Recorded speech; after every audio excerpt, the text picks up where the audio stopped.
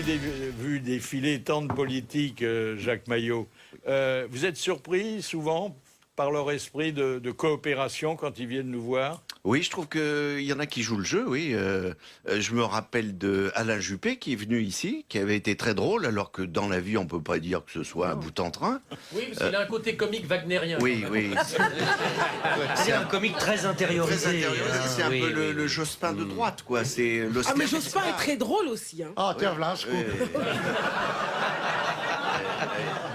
Et c'est vrai qu'ils sont plutôt coopératifs. Enfin, et qu'ils attendez, il y aiment en a bien- qui arrivent avec des bonnes histoires qu'ils ont apprises par cœur. Ah oui, oui, oui, oui. Les vannes de cul de Raymond Barre. Écrite par un chef de cabinet le matin. Qui dit, Non, et puis enfin, il y en a ça. un comme Jean-Pierre Jouillet qui connaît le répertoire de la chanson Ah ouais, mais lui, française lui, de il A est à Z. magnifique, il est Alors magnifique, lui, lui. c'est le karaoké à lui tout seul. lui. Ah bah écoutez, Jean-Pierre Jouyet, on a un document, hein? Ah oui. Ah oui, on a un Formidable, document Jean-Pierre. que je voulais vous faire entendre un peu plus tard, mais... C'est la dernière, Philippe, auto-balancé aujourd'hui. Hein.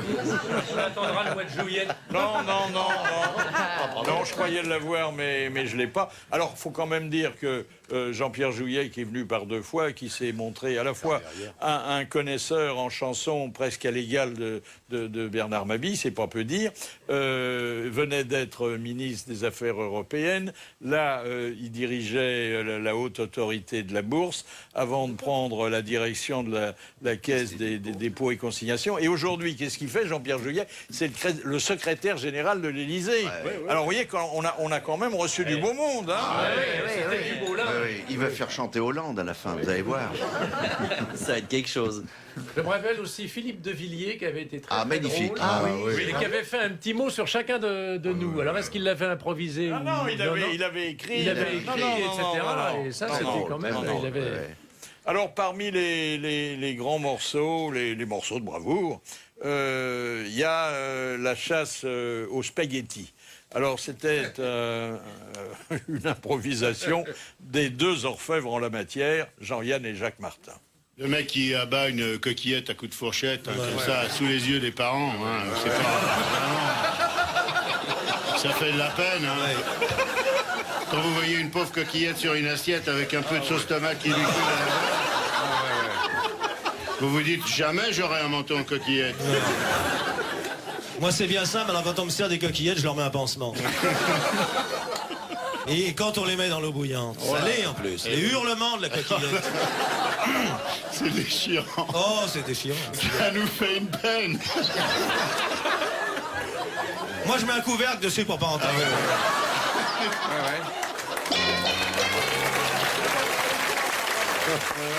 Quand ils étaient partis, rien ni personne ne pouvait les arrêter. Mais ils avaient tous leur numéro favori. Vous vous souvenez, Jacques Martin, un ancien combattant? Ah oui. Quand il évoquait avec des noms fantaisistes, mais plausibles, tous les copains qu'il avait connus dans les tranchées. C'était un grand moment. Vous, qu'est-ce qui vous a le plus marqué dans ces années folles, où il n'y avait pas de grosses têtes titulaires, sociétaires comme aujourd'hui, mais où chaque jour, j'accueillais des gens on n'aurait jamais dû inviter, qui parfois n'auraient pas dû accepter notre invitation, et qui se révélaient d'excellents sociétaires. Vous vous souvenez? Moi, j'aimais bien la naïveté de Paul Gutt. Ce petit bonhomme. Paul Gutt, Philippe lui a fait chanter. C'était devenu un rituel comme la chanson de L'opéra Jean Dutour. chinois. Il lui faisait chanter Ma petite tonkinoise avec l'accent chinois. Et Paul Gutt, tu vois qui c'est Paul Gutt? Je veux dire, c'est quand même un grand écrivain, chantant la petite et Paul Gutt. Et il adorait tellement ça, Philippe, qu'il lui faisait faire à chaque coup l'autre lui faisait. Pas gêné, il le refaisait. Enfin, c'était plus cruel que musical. Oui, mais il le faisait, hein. Il y avait Sabatier aussi. Magnifique. Sabatier qui Sabatier, était le il Dutour bis, parce qu'il Ouais. avait une énorme culture. Et hein. Charles Level qui vous écrivait des chansons en direct. En direct. Il était formidable, Charles. c'est vrai. Vraiment. Alors, Moi, j'ai un talent souvenir de énorme. Robert Sabatier qui n'hésitait pas aussi à raconter des histoires, mais celle-ci, en plus, elle était vraie. Et c'était vers la fin quand même, et il était donc tout content parce qu'il nous avait raconté qu'il se trouvait dans une file d'attente, dans une librairie. Il y avait une source de dédicace de je ne sais pas trop quoi. Et puis il y avait un couple avec une jeune fille juste devant qui, tout d'un coup, dit à son copain « Oh, dis donc, regarde, il y a une queue immense derrière !» Et lui, il avait répondu « Merci, mademoiselle. »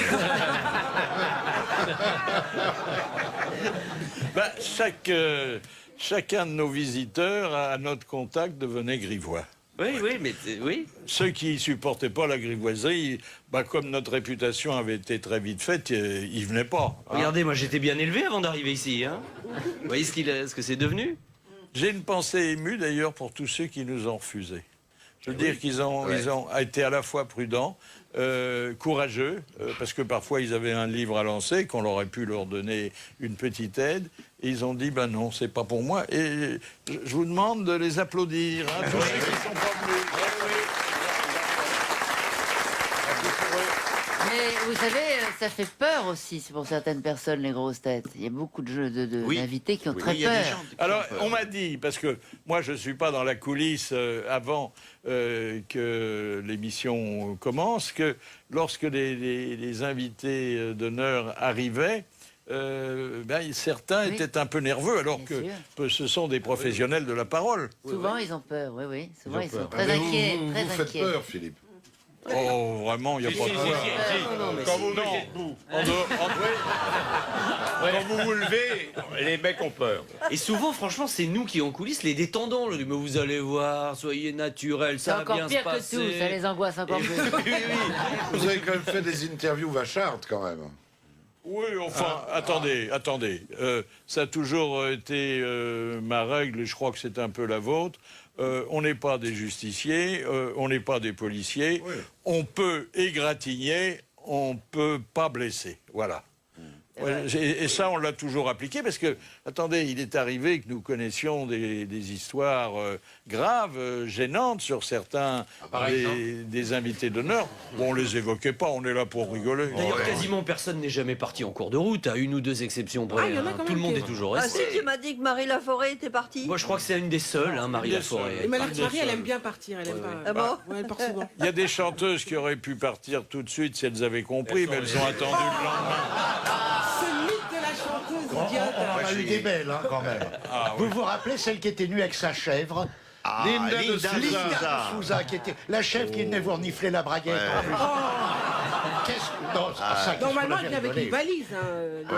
De Souza, oui. Mais sans poignée. Une fois, on a failli perdre Philippe quand je lui ai fait faire une séance de sport, là, ici, dans le studio. Ah oui, tu nous avais fait faire des haltères. Ouais, il a essayé de faire des pompes, le pauvre, il n'y arrivait pas, il avait déjà les bras pliés, tendu. Oui, c'est vrai, ça. Ah, c'est un mauvais souvenir. Alors, chacun y allait de son anecdote, généralement vécue. Et par exemple, Jean-Yann nous avait raconté son voyage en Australie. Ouais, il y a des coquillages australiens très marrants qui ressemblent à des autruches et qui font du bruit.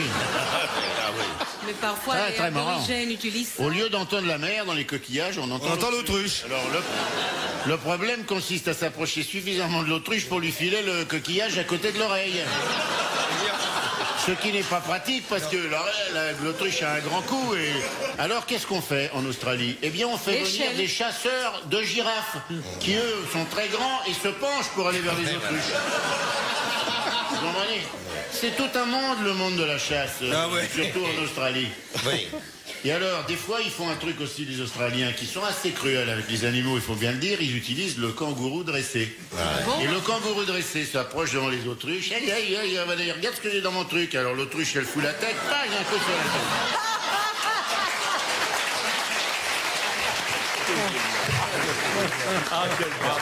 Il avait d'air, et parfois il disait n'importe quoi, mais à la fin il s'en sortait toujours. Hein. Et quand il nous donnait la recette pour faire cuire les corbeaux, parce que le corbeau est un animal extrêmement dur dont la chair est très ferme. Dur à donc cuire, il faut. Alors vous prenez un grand saladier, un grand faitout, vous mettez du sel, du poivre, un bouquet garni et vous mettez le corbeau. Et vous rajoutez un fer à repasser. Quand le fer est cuit, vous pouvez sortir le corbeau. Alors nous sommes donc dans la troisième période, celle qui s'achève aujourd'hui. C'est la période qui va de l'année 2000 à l'année 2014 où nous nous trouvons.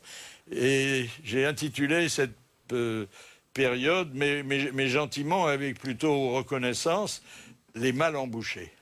Parce que à partir de 2000, alors d'abord nous avons eu des invités d'honneur qui ne venaient qu'un jour et pas pour toujours pour rigoler avec nous, mais parce qu'ils avaient quelque chose à vendre et que les grosses têtes n'étaient pas une mauvaise vitrine. Et puis nous avons accueilli ceux qui étaient des provocateurs, des snipers, comme je les appelle, comme par exemple Laurent Baffy, comme Erika, comme Perroni. Et là, on a connu des dérapages pas contrôlés. Et finalement, comme les mœurs avaient beaucoup évolué, souhaités par tout le monde. Alors, il y avait de temps en temps quelques pisse-froids qui nous écrivaient, mais bon, vous êtes allés quand même très loin. Hein. Vous avez un beau vestiaire grâce à nous. Il vaut mieux un pisse-froid qu'une chaude. Enfin, bref. Oui, t'as raison, mon cher. Et tu parles d'expérience. Philippe, on vous a jamais gêné. Cette astuce, vous n'auriez pas pu la faire en 1977, alors que la pénicilline existait déjà. Philippe, c'est quoi la situation qui vous a mis le plus mal à l'aise? Oh, je crois que c'est vous. C'est vous, parce que vous avez dit souvent des choses qui allaient trop loin, qui me faisaient beaucoup rire. Et j'étais très triste quand même à la pensée qu'on ne pouvait pas les livrer à tout le monde et qu'elles finiraient dans notre musée du vestiaire. Il y aura une spéciale pour lui. Oui, oui, oui. Vous aussi, vous avez été loin. Hein. Moi, jamais un mot de trop. Oh si, toi, Vincent, tout le temps. Non, on parlait d'Erika, je crois. Non, mais prends tout pour lui. Toi, on t'appelle Saint-Vincent. Je vais loin, mais ça fait jamais mal. Et ce qui est terrible avec Erika, c'est que c'est du vécu. Oui, mais c'est Monsieur Boire qui m'a dit continuez, parlez-nous de votre vie vécu sexuelle. en insistant sur la dernière syllabe. Alors moi je fais ce qu'il me dit. On n'a pas eu beaucoup à vous pousser. Mais alors je voudrais vous poser. Mais qu'est-ce qu'on a tiré? Nous sommes sur la. Nous sommes sur la fin de nos conversations. Et de nos vies. Vous en rajoutiez ou c'était vraiment votre vie sentimentale? J'en enlevais parce que j'avais peur de vous choquer justement. Et puis surtout j'avais peur de faire des révélations. Mais t'as vraiment tapé sur des mecs? Mais je fais que ça, j'adore ça. J'adore taper sur les hommes parce que moi, le sexe faible, pour moi, n'existe pas. Donc, je réhabilite la femme en leur tapant dessus. Hein. Mais et je suis baraqué, il ne faut pas trop m'emmerder. Hein, C'est avec une grosse bite, ma petite Georgette. Tout était permis, y compris de parodier notre chère culture à laquelle pourtant nous devions tant et qui devenait une fausse culture, une culture inventée avec même de fausses citations dans la bouche de Gérard Jugnot. Il a dit aussi passe-moi le pain une fois. Elle est moins connue cette citation. Il a dit aussi une fois à un déjeuner un mot formidable. Qu'est-ce qu'il a dit? Le type l'embêtait, il lui a dit casse-toi tu pues. Avec tout ça, l'humour français. Ah oui, c'était formidable. Alors casse-toi tu pues, c'est pas le genre de Sacha. Hein. Enfin bon, moi c'est ce qu'on dit qu'il l'a jamais connu. En attendant, s'il avait vécu, il aurait été une grosse tête à part entière et vous pouviez aller vous rhabiller à côté. Ah oui, hein. c'est sûr, mais il est mort.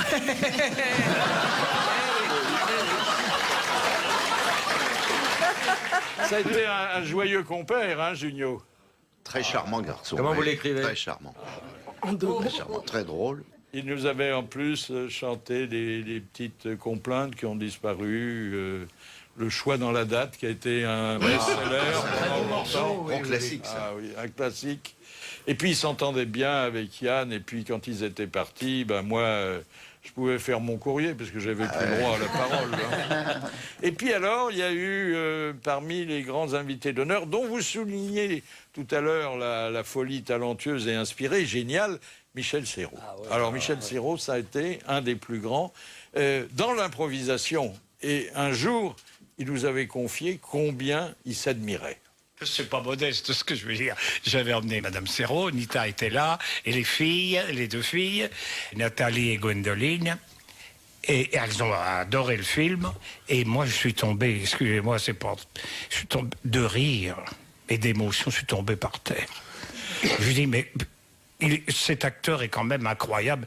Il en fait des tonnes, mais c'est magnifique. Et cet acteur, c'était moi. Moi,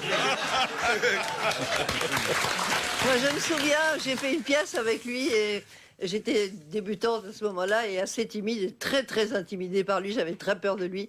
Et un soir, je ne sais pas ce qui m'a pris, je lui ai volé un effet comique.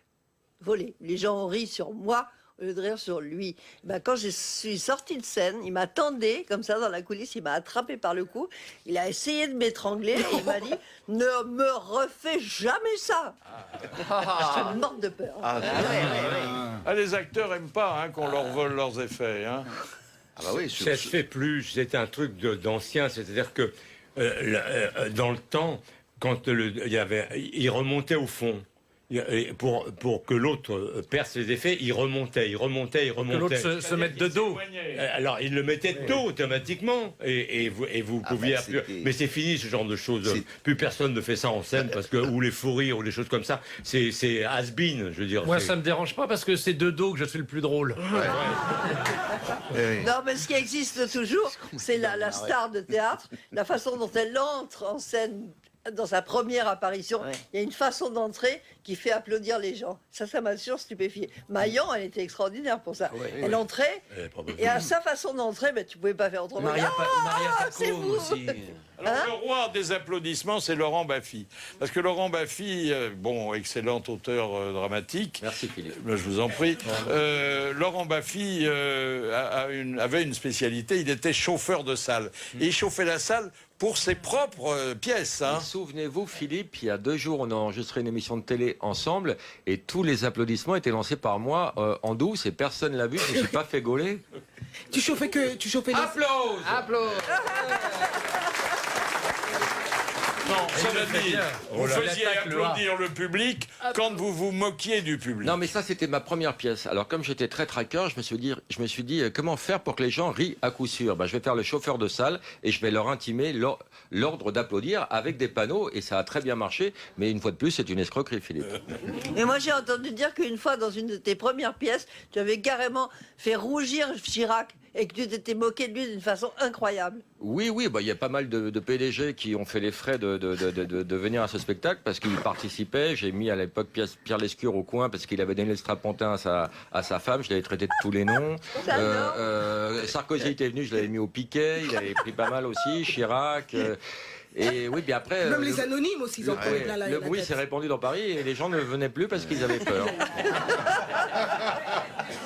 Non mais il faut oser quand même. Hein, alors, un des joyaux de la Sonothèque des grosses têtes, vous allez l'entendre maintenant, c'est Hollande, vu par quelqu'un que nous ne cessons de redécouvrir, qui n'est pas un perdreau de l'année, il a dépassé 90 ans, qui est un grand acteur de théâtre et de cinéma, et qui a encore plus d'esprit quand il peut se passer de dialoguiste, c'est Michel Galabru. Vous savez, quand les gens apprennent ça, intérieurement, ils se disent « Ah, j'aurais aimé être à sa place. » Vous voyez, c'est ça qui est hypocrite. Surtout que la dame est jolie. Je me l'enverrai facilement. Alors, je ne vais pas reprocher ça à cet homme. Cet homme, il est là, le président, pour gouverner la France, pas savoir s'il baise ou il baise pas. Il baisse, tant mieux pour lui. Ah bah oui. C'est plutôt un signe de bonne santé. Mais oui, bien entendu. La malheureuse, c'est la principale. Et ce qui est embêtant, elle n'est pas la seule qu'elle se réconforte. Partout, c'est pareil. Ce qui est embêtant, c'est qu'elle n'est pas mariée. L'homme n'en peut plus.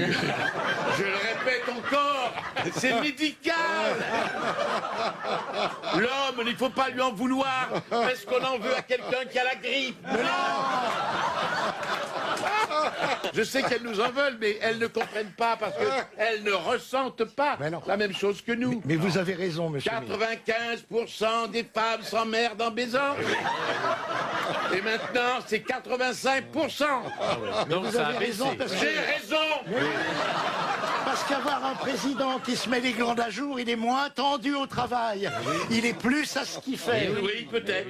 Vous ne pensez pas? Non. Voilà, c'était un joyau.